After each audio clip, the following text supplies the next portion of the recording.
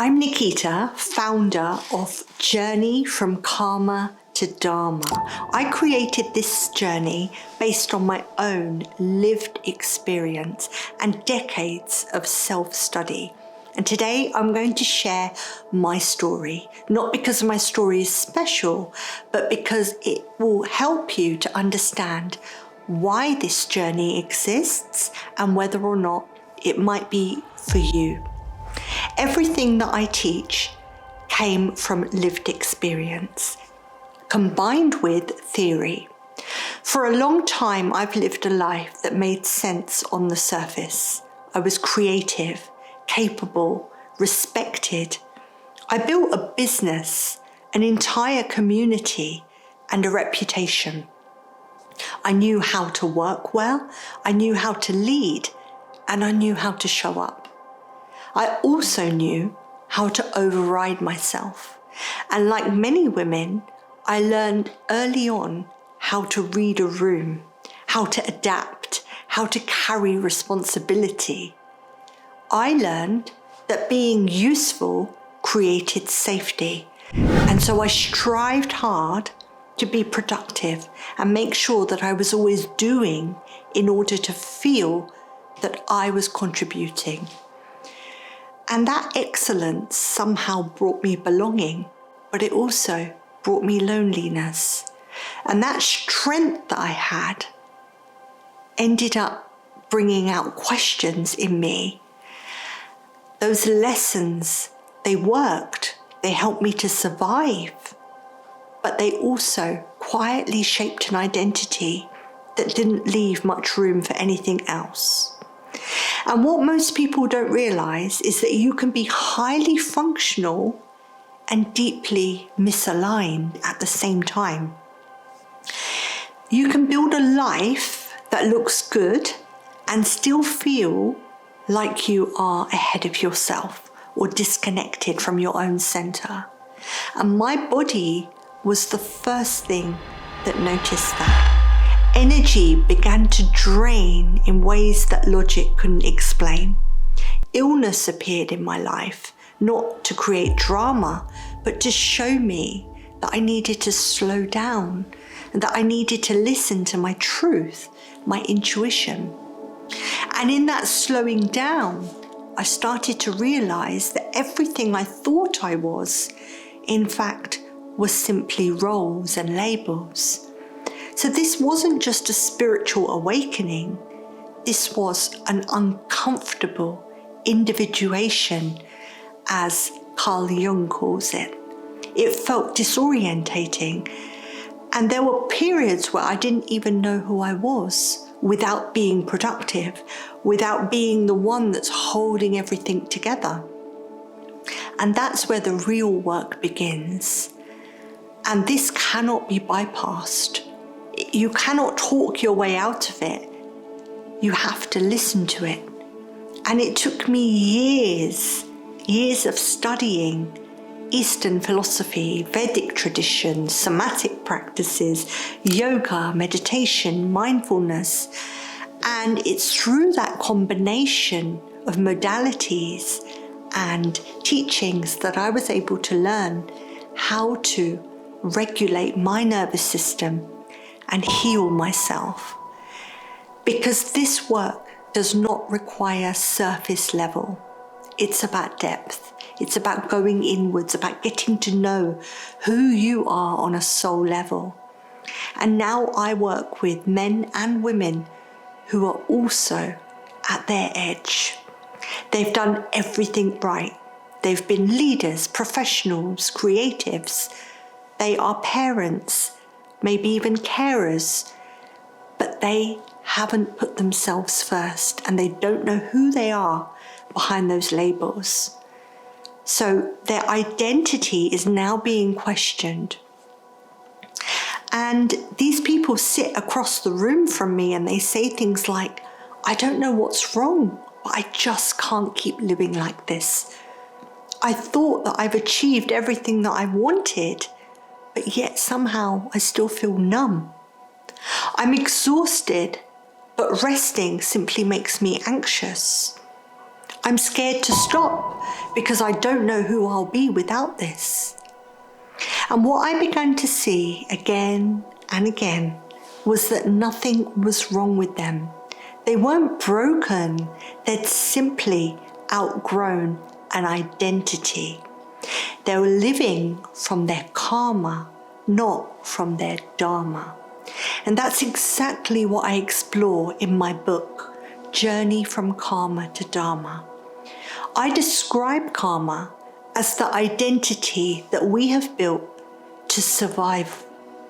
The personality, the beliefs, the behaviors that get reinforced because we feel that we need to stay in this realm of conditioning and of programming. To me, karma is not just spiritual consequence, but it's a pattern memory. So when our life changes and when the soul matures, that's when our awareness expands. And our patterns can start to feel like a cage. But Dharma, on the other hand, is what you become when you let go of those layers of survival. I didn't simply find Dharma by searching for purpose. I arrived at it once I was stripped back by everything that I believed to be true. Obligation, expectation, responsibility, commitment. That's why this work is unique, because it takes people on that journey from karma to dharma. It wasn't designed as a coaching model. It's not simply a framework. It's a complete method of how to live, how to transition. And it's not for everyone. It's for those who are ready to cross that bridge, as I call it, from karma to dharma. And when I was crossing my bridge, it was confusing, it was hard, and very isolating. And that's why now I guide people through that journey. I hold their hand as they cross their own bridge, because I know what it feels like to be at that stage of life where everyone around you seems to be getting on with what they're doing, but inside there's something telling you that you're out of alignment. And this is also the heart of my TEDx talk based on creativity. We think creativity is simply innovation or an art form, but actually to me, creativity is courage. Courage to make creative choices in our lives. And the biggest creative choice we can make is based on who we want to be, our identity. And if we don't update our identity, if we don't evolve our identity, then our creativity collapses into repetition. So yes, you might innovate externally, but if you don't do the work internally, then you will not feel satisfied. True creativity is when you're no longer performing a role, but you become who you're meant to be. And that's what happened to me. And I've watched it happen so many times in others. And that's why I don't promise quick transformations. I don't offer slogans or quick fixes. I simply share my journey in order to help others navigate their journey. Crossing from karma to dharma is not about rebranding your life. It's about asking you to let go of who you thought you were. It's a process of unbecoming and then becoming. And that is a courageous space to stand in. The psychiatrist Carl Jung called this the process of individuation. I call it the bridge from karma to dharma. And everything I now offer, all my teachings, are for people who are in the process of either approaching the threshold of the bridge or are partway through crossing the bridge. So if something in you resonates with this, then this is a sign that you are supposed to be on this journey. I'm not here because I found something special. I'm here because I'm living proof of the identity that can be created once we let go of who we thought we were meant to be. So if you're in between versions of yourself, then this space is for you. Continue to follow my channel, and if you feel ready for the next step, reach out for a call with me. I offer a 9-month Dharma diploma program. It's for those who are ready to cross that bridge from karma to Dharma. It's deep inner work, shadow integration, self-love, manifestation.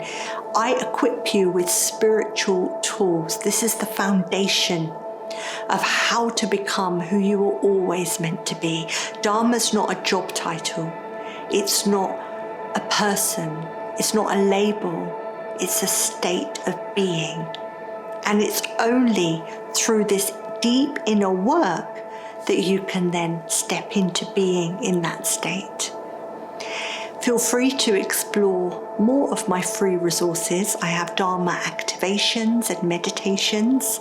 I also have podcasts going into more detail about my methodology and framework. These tools are not there to improve you. They're simply invitations for you to listen to your inner guidance. We all have intuition. We just need to learn how to trust it. But if you feel that deep pull, then feel free to reach out. And I will be honored to guide your journey from karma to Dharma.